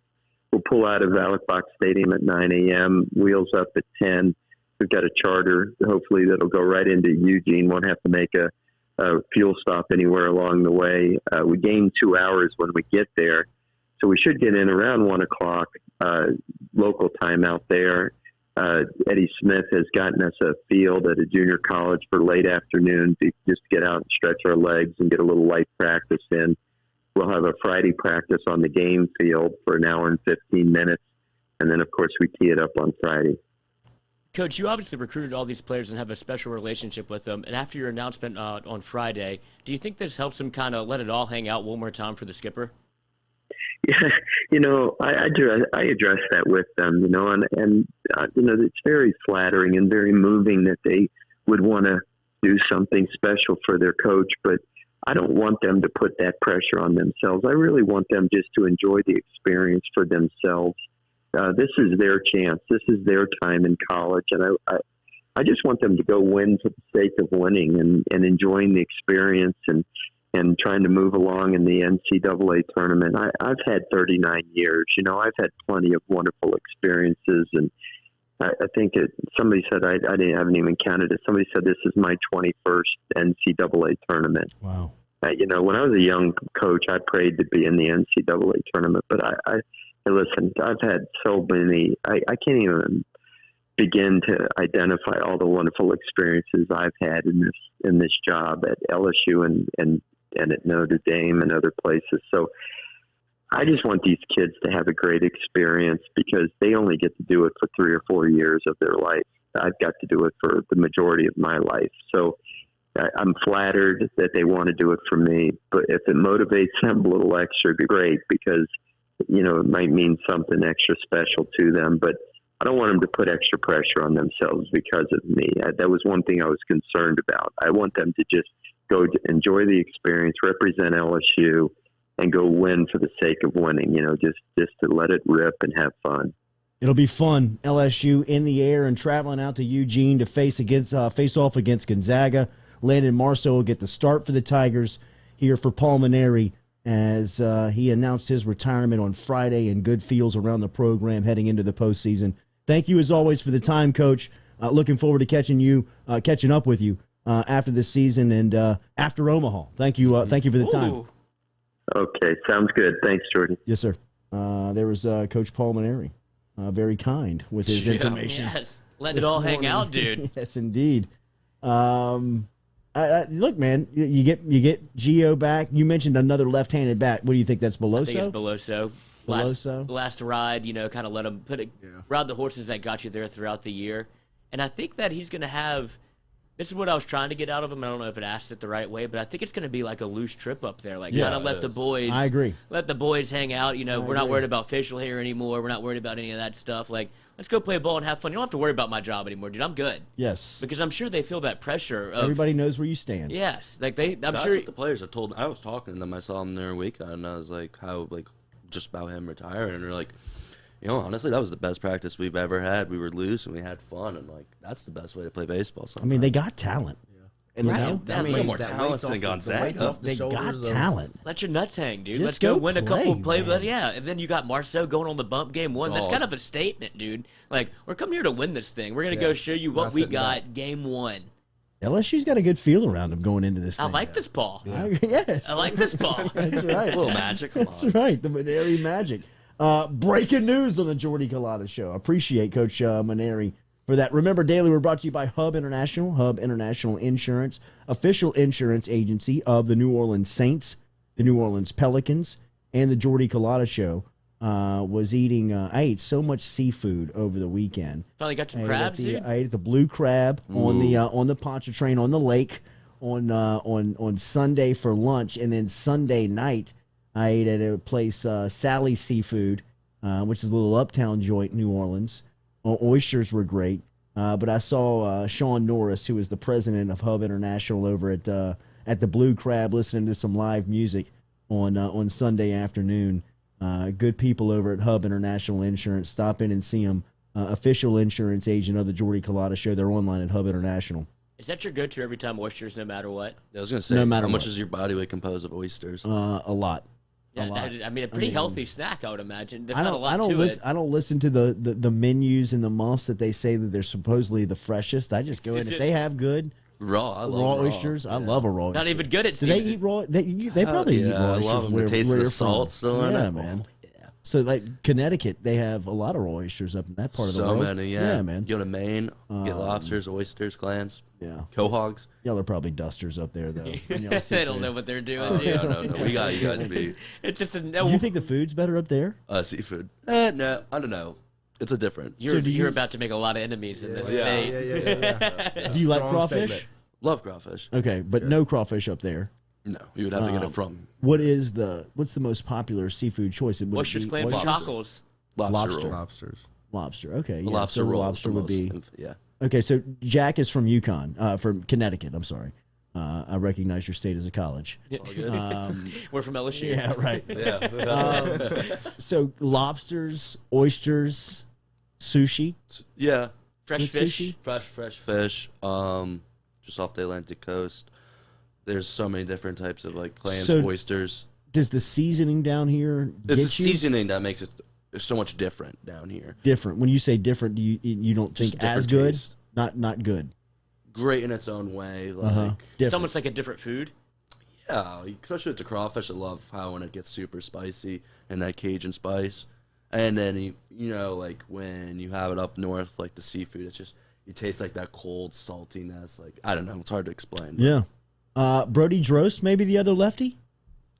Maybe. I think it's Beloso. I'm gonna write. I think it's Beloso just because of the relationship they've it's been 325 and right. Yeah. Drost is another dog in this freshman class that we don't talk about. Yeah, I mean Thompson and Drost are two of the freshmen that are kind of like unsung, sneaky like. Just because Trey Morgan. But if I'm a future coach looking at this job, you got 4 starters coming Cruz back. and Morgan pop. But I'm talking about Thompson and Drost. Yes. I mean, like that is a nucleus of freshmen that just. I mean, Thompson's almost got 10 home runs on the season. Well, and he holds down his arm. Yes. Oh, my God. And he lets you know about it. Yes. He'll take a couple extra steps and just be like, you thought you had a second? I like my shortstop to be arrogant. Yes. I like my point guard, my quarterback, and my shortstop to be arrogant. Have a little FU. Got to have a little bit to him. Got the flow, that shortstop as a freshman. Absolutely. Yeah, and that's another thing. The most important position on the field, some would say. 3 years. You got him for 3 years. You got him for 2 more years, for sure. For sure. There's a lot of selling points around this LSU job. Definitely. Not to mention if they hit a run here. I think it's possible. What they could do for those types of players' confidence. Like, think of Trey Morgan and Dylan Cruz, or Trey Morgan, and let's say it's Drost, gets hot for a weekend like this, and what it would do for their offseason. What it would do, not that Trey Morgan needs any confidence. I'm not worried about his confidence. But just of riding that into after a freshman season of just gradually and explosively getting better.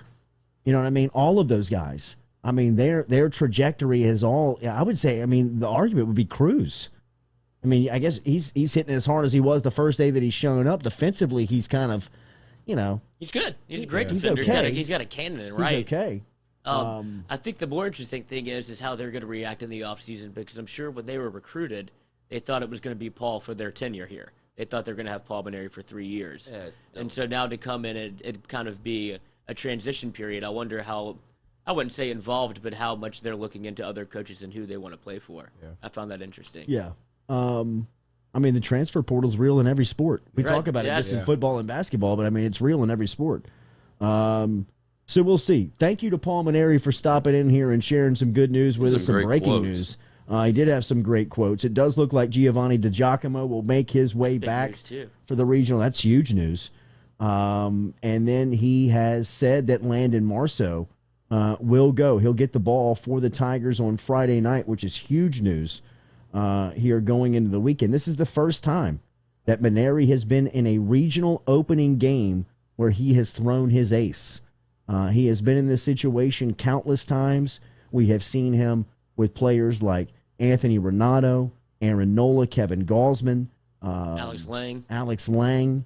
All of these players be tucked away for another day, for another game, for game 2, and he's throwing the big dog in game 1. He's burning the boats. He's giving Landon Marceau. He's burning the boats, man. No better place to burn the boats than 500 miles away from. I mean, you're across the country in Eugene, Oregon, with absolutely nothing to lose. You have to go in there with a little bit of confidence, huh? With the gauntlet we just ran through, with the number 2 strength of schedule in the country, then you go up to the Northwest, where we don't necessarily know what they've been doing, but they know what we've been doing. Yeah, like we got to go in there like we're probably better than half the school. Like we technically we might be the best team in this regional. All right, so good news there around LSU baseball heading into it. Remember, over here at the Jordy Culotta Show, we are brought to you by Falaya Real Estate. Our good friend Barrett Blondo has totally changed the game. I mean, look around. If you're paying attention, and it is obviously a buyer's market right now, seller's market right now. Falaya real estate signs are everywhere.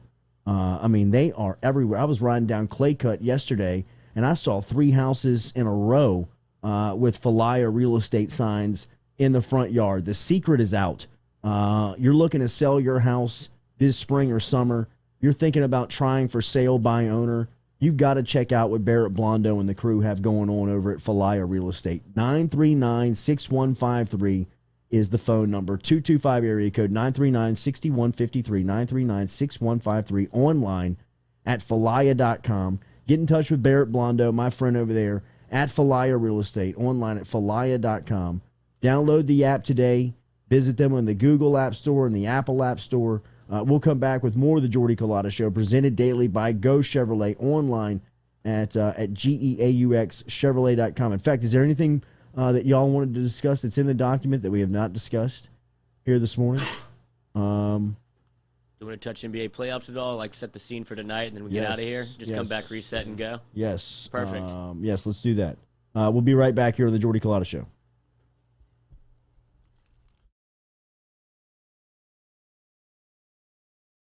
Are you self-employed? Then you need to learn about Angel Oak's Home Loans Bank Statement program that they're offering, which makes you eligible as a self-employed borrower to purchase or refinance a home without requiring a tax return. If you want to learn more, get in touch with me. Email me, Jordy at jordyculotta.show.com, to learn about the bank statement loan program offered by Angel Oak. Jordy at jordyculotta.show.com to learn more. Gearing up for spring and summer down here in South Louisiana, and you want to keep your lawn maintained during these sunny seasons, get in touch with our friend Blake Abear over at Abear's Lawn Maintenance, where he says, you grow it, I mow it. 225-485-8022. 225-485-8022 is where you can find Abear's Lawn and Maintenance, the official lawn and maintenance company of the undisclosed location. Go Chevrolet is proud to announce Go Express Auto Sales, the new used car lot located in the capital city of Baton Rouge, Louisiana, at 11522 Florida Boulevard. Go Express Auto Sales is online at goexpressautosales.com, or you can search them on Facebook and social media at Go Express Auto Sales, the newest addition to the family of Go Chevrolet. Remember, Go Chevrolet is located down in Laplace, Louisiana, but now welcoming aboard Go Express, the new used car lot located in Baton Rouge, Louisiana at 11522 Florida Boulevard.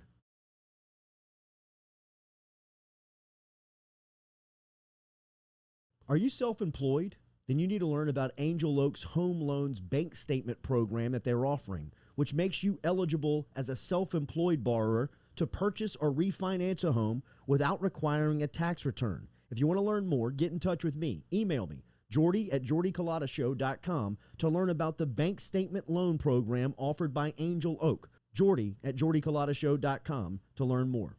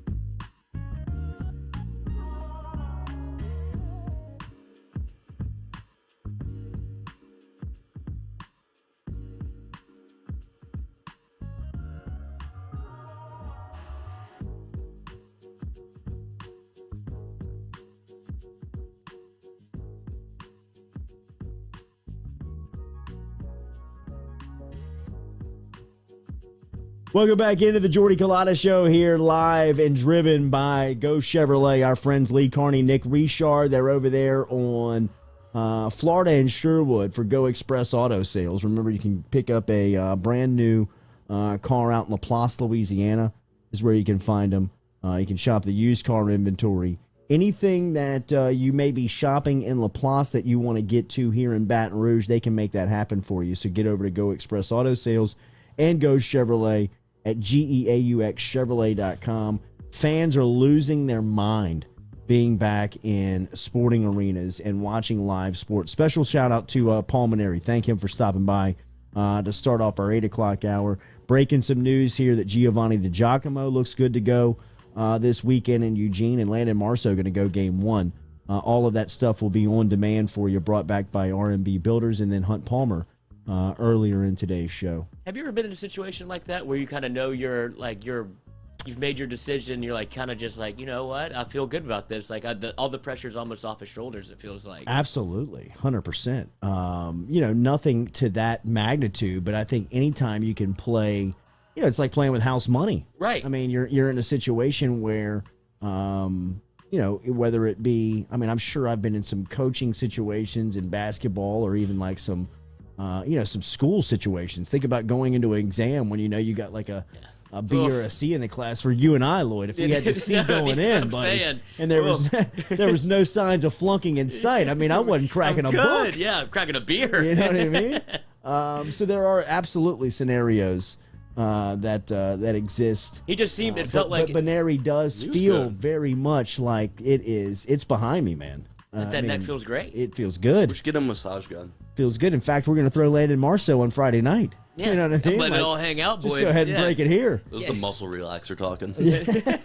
That's right. Give me a couple in the dugout and a cigarette, and I'll be good to go. Throw the fastball. I am like Hunt Palmer. I believe that this baseball coaching search will be finalized very suddenly once the season ends. I think that this is probably like a 48-hour window that stays open. I think they have the guy right now. I really do. It feels that way. I think that they have terms in place, handshake and deal. They may have some type of signed promissory note behind closed doors that something is going to happen. But I believe that Paul Mainieri, and we said this going into really the last 2 months, month and a half, where if you were just following LSU's program and were watching Mainieri, it looked as if, his best days were behind him. It looked as if he was just not enjoying or had the pull to the game like he once had. And all I was saying, and I've gotten a couple of inbox emails and DMs on this of people pointing it out, and we were just talking about it in the break. That press conference sounded a lot like Roy Williams's on Friday. When I was referencing that there, a lot of old-headed coaches in any sport, football, basketball, baseball, softball, wherever you may be, volleyball, wherever you may be, and you may feel long-tenured and see the game changing in front of your face. Now you've got two very good examples in Roy Williams and Paul Mainieri in how to handle an exit interview and just saying the time has been great. It's been a phenomenal ride. 18 years as North Carolina's head basketball coach is very comparable to 15 years in the dugout as LSU head baseball coach. And for those guys that have a very similar message on the way out of, hey, look, there will be probably days that I regret it, but there'll be more days that I'll be secure in the decision that I've made because of the time that I've spent here, everything that's gone into making this job a success, everything that goes into the support. He's going to live in the community. He'll be around, and you feel that. Well, yeah, he already had, it's like a list of things that he wants to do. Like he was interviewed earlier. He had the Masters, Kentucky Derby. Like, yeah, if I had it, he's got the, he's got the financial ability to go do those things. So, like, why not go do them when you can enjoy them? And I think it shows a lot of awareness on his part to be able to look around and go, that's one of the smartest things you can do, is to know that it's passed you by. Like, it's like one of your last good moves. Yes. Absolutely, because you don't want to be too late on that decision. Right, that's because that's one of your hardest decisions to make. Tony La Russa ruins a career. Tony La Russa. Yeah. Not that he. And La Russa's got a decorated World Series type career, and he's coaching the best team in baseball into the ground, and he's a laughingstock. They just got him new uniforms that he's going to look great in. He's going to look sharp. Those uniforms are fantastic. Yes, they're so good. They are. They're so good. Not for Tony, though. I don't think that's a good look for him. No baseball uniform is for Tony. I mean, unless you throw him in some wools and some 1920s editions. And I'm not talking shit about Tony La Russa. He's a decorated coach, and I know Ryan Terrio speaks of him almost like a father. Well, yeah, there's a reason that they still have the #1 record in baseball. I'm sure he's doing somewhat of a good job, but he just hasn't. He's not driving with the new times. Yes. A fan came on the court last night in Washington in the Philadelphia Wizards game, where the Wizards won that game last night and actually got a game out of the series. So now they're down 3-1 with that. Joel Embiid missed most of the game. Bradley Beal had 27. Westbrook, surprise, triple-double on the night. Only his 12th in the playoffs. I mean, this cat is unbelievable, bro. And Ben Simmons is terrible at the line. No, what was his number at the line? Last night. 5 of 11? 5 of 11. Was it 5 of 11? 5 of 11. And they started hacking. It was Hack of Simmons. Yeah. How are you so athletic and you can't shoot a foul shot? Forget the foul shot. Watch the foul shot. You would think that he would have developed by 9th grade. Yeah. Let's just be, conservative. Do you think he could do that then? I'd imagine he could probably shoot free throws in 9th grade. It might be It looked like he had a jumper in general in high school. He was knocking down 3-pointers in high school at Montverde, but came to LSU and what happened? Didn't shoot any in LSU. That's what I think you're going to get to. Do you think it's like a pressure thing? No, I mean, you can shoot in warm-ups, and probably in warm-ups he's hitting them, but there's a difference between hitting an open 3 and in-game. I mean, he's been in the league 4 years now. I mean, shouldn't that stuff have cooled off, and shouldn't your skill level take over? I mean, I've been in situations where you're like, what am I doing? You know what I mean? I need to calm down. Oh, dude, on the golf course, you hit 2 bad shots, and you're like, oh, my God, this is it's going to hell. Just cool out for a minute. Let me just take a deep breath. Yeah. You know what I mean? Like, if Ben Simmons is knocking down threes in high school and has a solid jumper, at some point, water's going to find its mark. I mean, the cream's going to find the Do you know how to do this? Yeah, right. I mean, give me that ball again. Even though the 3-point line is farther in the league, you would think he'd still shoot the mid-range. But that's what I'm saying. Yes, he doesn't shoot anything. He's no threat to do anything. You just and he's still a threat. And you can't take him off the court. Yeah. I mean, that's what Doc said. They're like, did you ever think about pulling him because they were hacked? He's like, can't. You come do my job and you take Ben Simmons off the court. Exactly. See how long you last. I mean, I'm looking potentially at this Philadelphia-Brooklyn series where do they match up next round, or is it would be the third round? The next finals. round is Milwaukee and Brooklyn, right? Which is going to be a phenomenal series. That's going to be great. But I still think that Philadelphia, from a matchup standpoint, that you can match up with them in the sense of, I'll put Simmons on Durant and just play my cards. Yeah. Like, Durant's going to get his, and there's some possessions where he's going to beat, but Ben's going to get his on Durant too. Yeah. And he's going to be hell in guarding him. Wear him out. Just because he's so long and athletic. I mean, did you see that lob they threw him last night when he went up and goes up and gets it? He just jumps off 1 foot. Goes up and he just jumps off of 1 foot and he grabs the ball. I mean, that was probably 13 feet in the air. Yeah, I think Philadelphia out of the East and West has the best shot at Brooklyn. Well, just because of a matchup. You slap Ben Simmons on KD, and then you got Matisse Thybulle from Washington, who's a great defender. You put him on Harden probably. That's right. And then Tobias Harris. Tobias Harris can defend. You could throw Tobias Harris at one of them in waves. And then if Embiid's back, Blake Griffin's not going to stop Joel Embiid. That's my biggest question. If there's no Embiid, that Philadelphia team looked lost yesterday. They didn't know where to go with the ball. Well, I mean, this discussion all centers around Embiid being right. If Embiid's not right, and playing at the MVP caliber level that he has been playing at all season long. But that game changed as soon as he went out. It was like they were looking around going, where do I even throw the ball? Changed. Well, because they were trying to dump it into the post. So much attention. Yes. I got the Bucks going to the finals. I'll die on that hill. You got them beating Brooklyn. Yes. Is that your hate for Kyrie? No. Yes. Are you sure? I think it is. No. I think that is a blind rage for Kyrie that you can't even recognize right now. No. I think Middleton's the denial. Yes. That was a very therapist no. I think two things can be true at once. I hate Kyrie, but I also think the Bucks can go to the finals because they're the deepest team.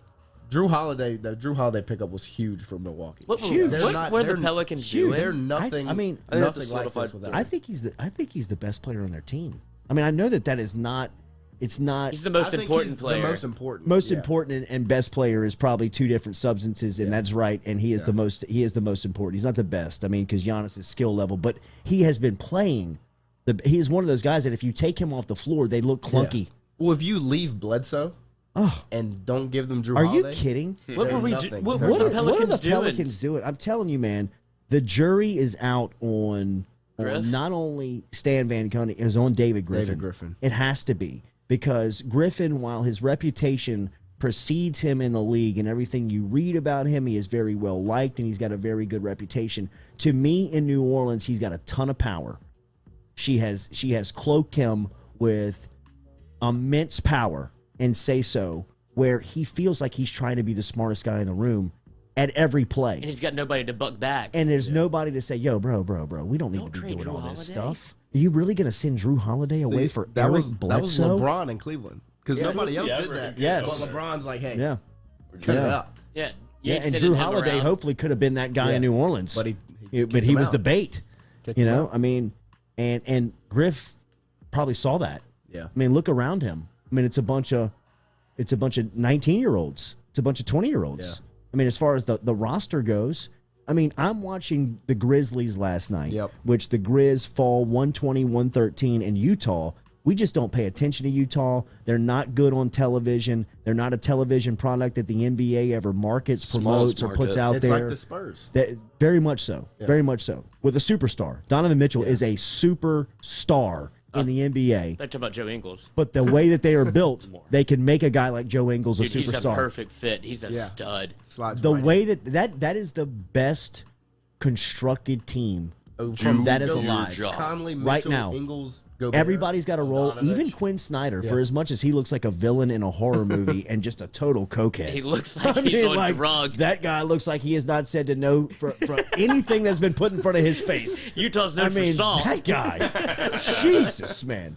Someone said Dylan Brooks looks like evil Danny Green. But He does. I love Dylan Brooks. Oh, But he looks like a 6'4" Trey Young to me. Yeah, he's actually 6'6", 6'7". I mean, he's an animal. You know who doesn't like him is the refs because he keeps fouling out. They're just not going to let him And play Utah that game. don't like him. Yeah. Because he He's a aggravates menace. the hell out of you. But as far as the best team that is put together, Utah, who's their GM? You know who their GM is? No. Whoever their GM is has vision, has foresight, has the ability to say, hey, Mike Conley makes sense pickup. around Rudy Gobert. I mean, Jordan Clark. Don't they have the defensive player of the year? Sixth the man of the sixth year. man of the year. Runner-up 6-man of Ingles. No, Yeah, he was Ingles was runner-up runner-up. too. And the runner-up. Ingles was the runner-up. And Damn. Jordan Clarkson was the sixth Was the man of winner. the year. Jordan Clarkson. I mean, just Bogdanovich. Yeah. Is a That stud. Shooters everywhere. Is a stud. Favors. Niang. I mean, like even look, that to me is a sign of a good system. Yeah. Favors leaves and goes to to New Orleans where it looks like he's a perfect fit, and he looks like he's got two left feet. You put him back in Utah, and he looks like a perennial all-star. He was 5 for 5 on the floor as Slides soon as he right came in, out. I Yeah. mean, just has a role. We know what you do best. Go out there and run full speed. Don't think about anything. Just go do what you do, man. Just go do what you do. Are they good enough to win it? Because I think that Phoenix is. they're the one seed. They are the one Yeah. seed. They are the one seed, but I think that this Phoenix LA series obviously is going to have some put it on effect full on tilt. what happens.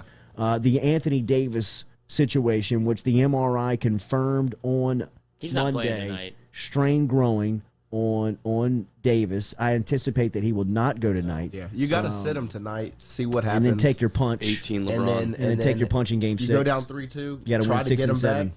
Yeah. I mean, LeBron's not going to lose him 7. So if you can win 6, you're good. Yes, right. If you give LeBron a one Does game LeBron- scenario, he's gonna win every Does time. LeBron go full tilt tonight? Yes. Yes, he'll Or get you does he 50 save tonight. it also No. for in case they both come back and No, okay? he's gassing it up right Because now. now, He's, now I'm watching. he's getting you 50 tonight. Well, it was the 4-year, He's getting you 3-year 50. anniversary. You better get on that Vyvanse with that 9 o'clock tip off. I know, bro.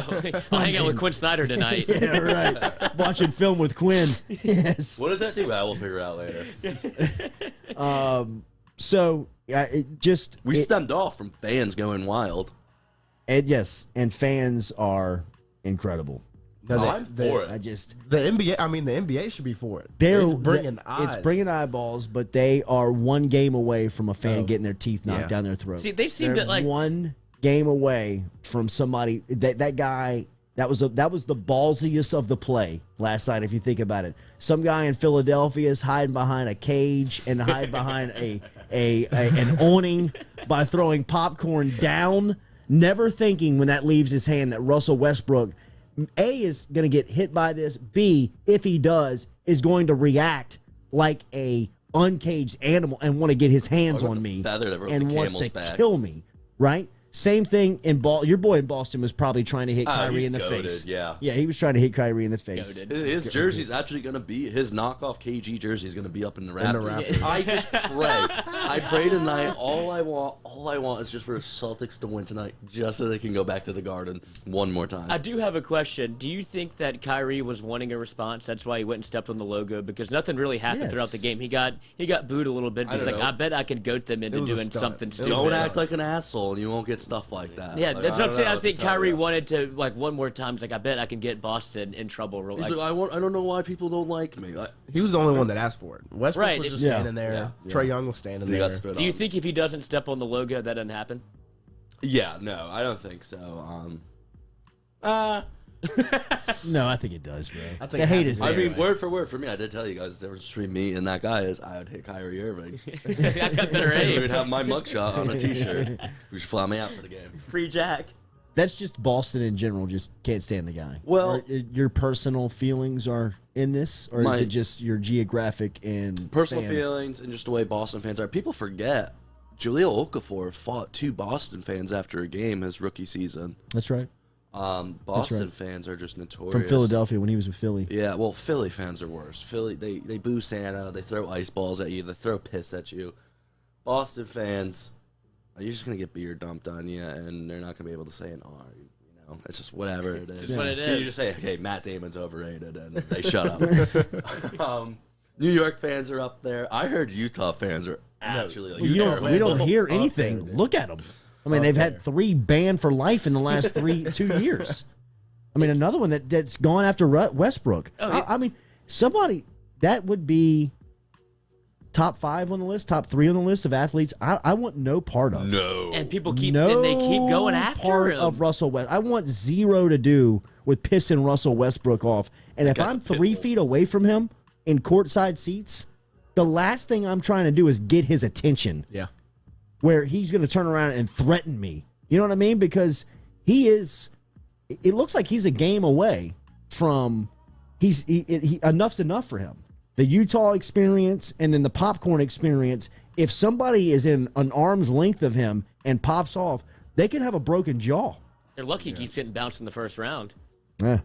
Why don't you say that to him next time you see him, buddy? I like Russell. Tough guy over there. Microphone champ. Yeah, keyboard warrior. That's right. Good show this morning. Paul Mainieri stopping in, breaking news here. We appreciate that. We'll be back with you tomorrow morning and continue looking towards this I cut that part for the LSU podcast. baseball. Yeah, why Just not? in case. This LSU baseball Gonzaga matchup. Hopefully, there is some news definitively on Arik Gilbert, on where he will be attending college, where he'll be enrolled in class this week. Recruiting on football is back wide open. LSU's got a couple of camps coming down to South Louisiana, including an offensive lineman and defensive lineman camp, I believe, coming up this weekend on campus. So there will be that will be pretty exciting to see as well. Have a great Tuesday. Looks like a beautiful day outside of the UDL. Make sure and have a great day out there. Special thanks to Metropolitan Health for the phone lines and our interviews there. Remember, Charlie Harvey, Jason Ramazan, everybody over there, Real Doctors, Real Solutions, True Blue Water, who you can get in touch with at truebluewater.com. Coming through with us, offering up the UDL. Finally, some aqua in here. Yeah. Hydrating us. They actually probably kept us alive. Yes, went through a couple of months of like the Sahara Desert. Sweatshop-y. Yeah, the Sahara Desert. Easy. Easy over there. Not in the public there. 401k's looking nice. That's right.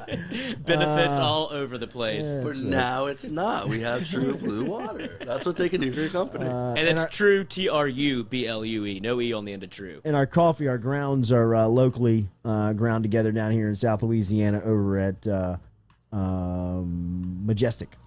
Majestic Coffee. Yes.